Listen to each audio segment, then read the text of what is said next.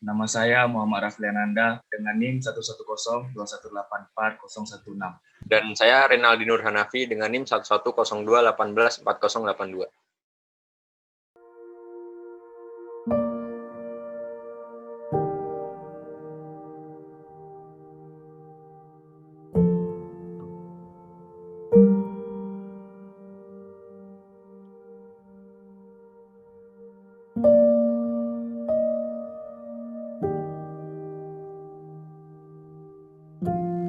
Kita ketahui bersama bahwa kenaikan kasus positif yang tajam menyebabkan tingkat keterisian tempat tidur di rumah sakit juga semakin meningkat.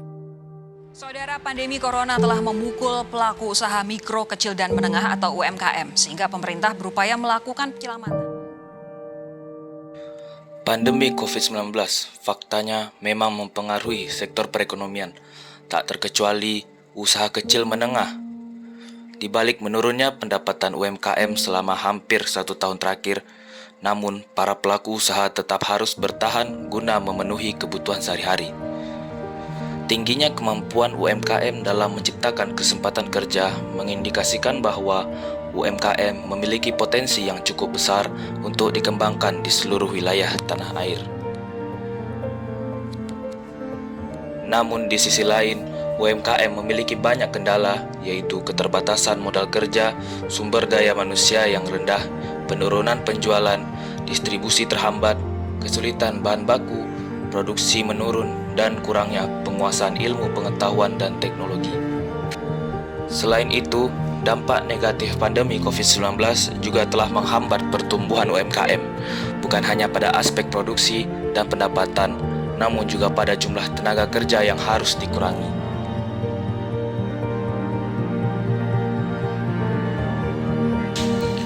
Pertama, lakukan analisis SWOT, yaitu dengan analisis strength, weakness, opportunity, dan threat atau SWOT. Ini penting dilakukan di masa sulit ini. Dengan analisis SWOT, para pelaku UMKM bisa menginventarisir di mana yang jadi kekurangan atau kelemahan usaha dan hal apa yang justru jadi kekuatan dan sumber peluang. Yang kedua yaitu inovasi promosi, yaitu inovasi promosi ini nyatanya penting dilakukan dalam berbisnis. Inovasi pun tak hanya sebatas produk, tapi yang berkaitan dengan promosi dan pemasaran. Nah, disinilah peran besar teknologi bagi UMKM. Dengan memanfaatkan teknologi digital, produksi UMKM bisa dipasarkan tak hanya lewat offline saja, tapi juga melalui sosial media. Yang ketiga yaitu gabung komunitas. Banyak yang menyebut bahwa UMKM memiliki tingkat ketahanan tinggi ketika menghadapi krisis. Dibandingkan usaha besar, ya para pelaku UMKM berhasil karena mereka bergabung dengan komunitas wirausahawan. Adanya komunitas wirausahawan para UMKM tak hanya sebatas untuk meningkatkan pengetahuan, tapi agar dapat saling menguatkan, saling membantu dalam memenuhi bahan produksi termasuk mempromosikan usaha. Keempat yaitu jurnal online. Memilih untuk beradaptasi dan bertransformasi dari operasional bisnis offline ke online adalah pilihan yang tepat.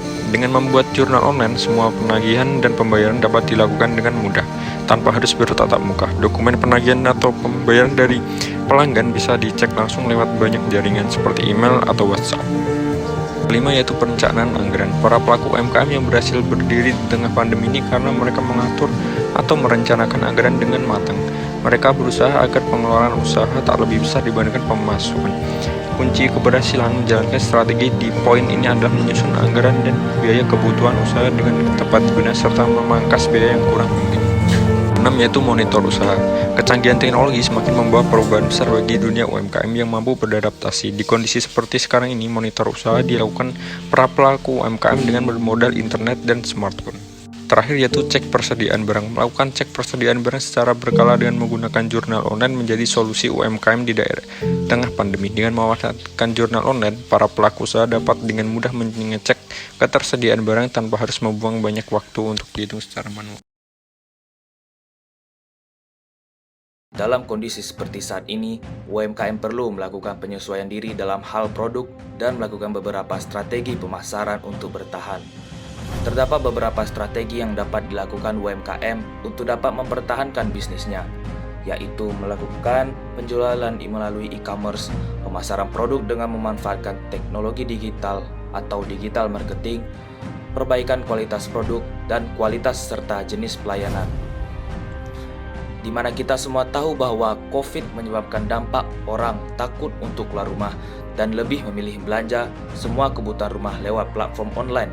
Oleh karena itu, kami memberikan usulan solusi bahwa sebaiknya UMKM melakukan sedikit perubahan dalam pemasaran, yaitu dengan pelaku usaha UMKM mengubah strategi penjualan melalui skema digitalisasi. Skema digitalisasi yakni dengan memanfaatkan marketplace dan menggunakan media sosial sebagai teknik pemasaran.